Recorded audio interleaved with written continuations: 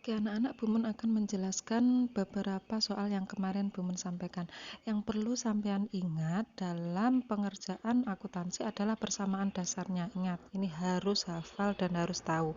Maksudnya, harta itu apa saja? Harta itu ada kas, ada piutang, ada peralatan, kendaraan, dan lain sebagainya. Lah, itu nanti sampean analisiskan di ini persamaan dasarnya. Misalnya harta bertambah berarti di debit, ketika berkurang berarti di kredit. Oke. Soal yang pertama, dibeli kendaraan secara tunai. Logikanya kalau membeli kendaraan secara tunai berarti kan kendaraan sudah masuk ke perusahaan. Dan saat itu juga karena tunai berarti dibayar secara cash. Seperti itu. Misalnya ya, bisa transfer, bisa cash. Intinya kendaraan masuk ke perusahaan dan uang perusahaan berkurang. Uang perusahaan berkurang itu berarti kasnya berkurang. Ya kan? Kas itu adalah harta. Harta ketika bertambah di debit, ketika berkurang di kredit. Nah, berarti logikanya kendaraan itu juga harta atau Bu? Iya. Kok bisa? Dilihat lagi di sini. Kendaraan adalah bagian dari harta. Berarti ketika dia berkurang di kredit, bertambah di debit. Analisanya berarti kendaraan bertambah di debit, kas berkurang di kredit. Penulisannya seperti ini. Kendaraan bertambah di debit 500 juta. Berarti ini menjorok ke kiri ya kalau debit. Kas berkurang, maaf ini keliru nulisnya. Ini kas berkurang tempatnya di kredit 500 juta. Jawabannya adalah kendaraan bertambah di debit. Oke, selanjutnya soal kedua. Diakui pendapatan belum dibayar oleh pelanggan, maka pengaruhnya adalah pendapatan adalah hasil kerja kita. Nek wis kerja berarti entuk duit, itu namanya pendapatan. Tapi duitnya kuwi masih belum dibayar atau masih diutang seperti itu. Padahal kita sudah bekerja, berarti itu adalah piutang. Harta kita ada pada orang lain, ya. Paham? Kalau utang berarti kita ngutang dari orang lain, tapi kalau piutang berarti harta kita yang harusnya kita miliki ada di orang lain. Jadi pengaruhnya adalah piutangnya bertambah. Piutang bertambah tempatnya di debit. Kenapa? Karena piutang adalah bagian dari harta. Oke. Piutang bertambah tempatnya di debit. Pendapatan bertambah tempatnya di kredit. Kenapa, Bu, pengaruhnya pada pendapatan? Iya dong, kan kita dapat piutang tadi kan gara-gara kita bekerja. Berarti kan itu pendapatan kita seperti itu. Tapi urung di nih.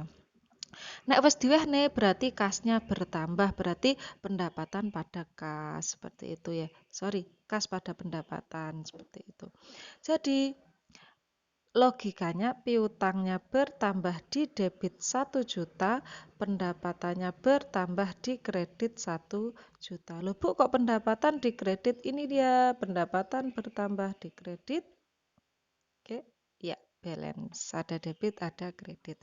Jawabannya adalah piutang debit, pendapatan kredit. Oke, lanjut. Diterima pendapatan dari pelanggan, maka pengaruhnya lah kalau yang tadi itu masih piutang atau belum dibayar, sekarang sudah dibayar, sudah bekerja dan sudah dibayar. Berarti pendapatannya bertambah, uangnya juga bertambah karena sudah dibayar. Berarti uangnya masuk, kasnya bertambah. Paham nggih? Ya. Pengaruhnya kasnya bertambah tempatnya di debit karena kas adalah bagian dari harta ya.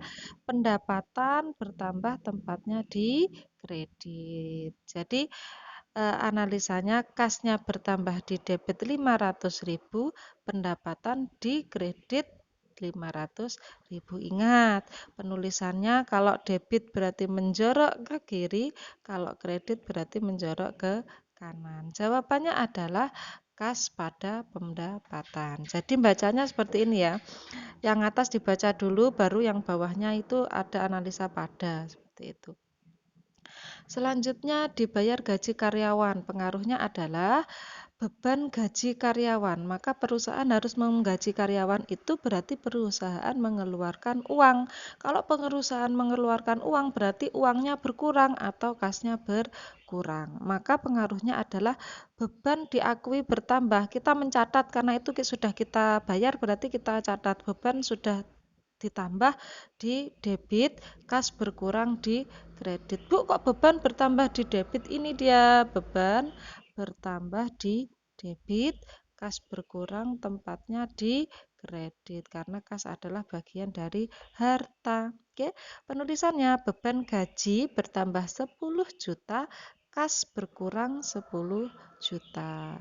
Oke, jadi jawabannya adalah beban gaji bertambah, kas berkurang. Ini jawabannya. Oke, selanjutnya. Dibeli peralatan secara kredit atau utang, maka pengaruhnya adalah, ingat, membeli peralatan secara kredit. Kredit itu bermacam-macam anak-anak.